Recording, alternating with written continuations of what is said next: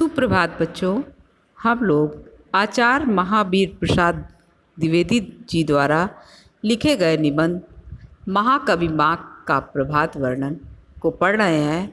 और अभी तक पिछले वीडियो में आपने इस निबंध के कई भाग पढ़ लिए हैं। आइए पढ़ते हैं आगे के भाग को। आकाश में सूर्य के दिखाई देते ही नदियों ने विलक्षण रूप धारण किया। दोनों तटों या कगारों के बीच से बहते हुए जल पर सूर्य के लाल लाल प्रातःकालीन धूप जो पड़ी तो वह जल परिपक्व मदिरा के रंग सदृश हो गया। अतएव ऐसा मालूम होने लगा जैसे सूर्य ने किरण बाणों से अंधकार रूपी हाथियों की घटा को सर्वत्र मार गिराया हो। उन्हीं के घावों से निकला हुआ रुधिर बहकर नदियों में आ गया हो और उसी के मिश्रण से उनका जल लाल हो गया हो। कहिए यह सूझ कैसी है? बहुत दूर की तो नहीं। बच्चों, इस निबंध में लेखक ने प्रातःकालीन सूर्य की लाल किरणों का प्रतिबिंब जब नदियों पर पड़ता है तो उसके परिणाम स्वरूप नदियों का जल लाल दिखाई देने लगता है और इसका बड़ा ही अलंकारिक वर्णन इन पंक्तियों में किया है। बच्चों, लेखक कह रहे हैं कि उदयाचल पर उदित होने के पश्चात सूर्य जैसे ही आकाश में थोड़ा ऊपर उठा तो उसकी लाल लाल किरणें नदियों के जल पर पड़ने लगीं।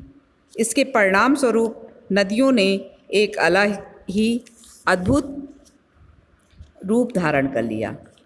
नदियों के दोनों तटों के मध्य बहती जलधारा सूर्य की लाल किरणों के प्रभाव से मदिरा की धारा के रूप में बदल गई, अर्थात नदियों का जल पक्की मदिरा के रंग के समान लालिमा युक्त हो गया। बच्चों, जिस प्रकार से मदिरा लाल रंग की होती है उसी तरह से नदियों के जल का रंग भी हो गया।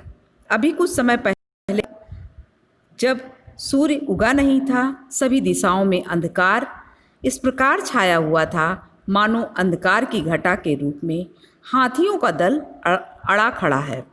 सूर्य ने उदय होते ही मानो अपनी किरणों रूपी बाणों से उस हाथियों के समूह को मार डाला हो। बाण लगने के परिणाम स्वरूप हाथियों के घावों से निकला हुआ रक्त इन नदियों के जल में आकर मिल रहा है और उसे लाल बनाता है। तो बच्चों, ये था इन पंक्तियों की व्याख्या। अब बताते हैं कि इसमें लेखक ने किन चीज़ों का वर्णन किया है। लेखक ने सूर्य की किरणों के माध्यम से नदियों का जब जल संपर्क में आता है तो वहाँ का चित्रण बहुत ही मनोहारी होता है। और इसमें जब इस तरह का रंग दिखता है तो नदियों का मानवीकरण भी लेखक ने किया है। नदियों के जल में हाथियों के रक्त जिस प्रकार से बह कर के मिल जाता है उसी तरह इन नदियों का रंग भी हो गया है और ऐसा लेखक ने वर्णन किया है। बच्चों, भाषा अलंकारिक एवं साहित्यिक होने के साथ साथ अत्यंत सरल भी है और शैली चित्रात्मक है। अलंकार, रूपक, उपमा और उत्प्रेक्षा है। तो बच्चों, ये था इस अंश की व्याख्या। मिलेंगे अगले वीडियो में, तब तक के लिए नमस्कार।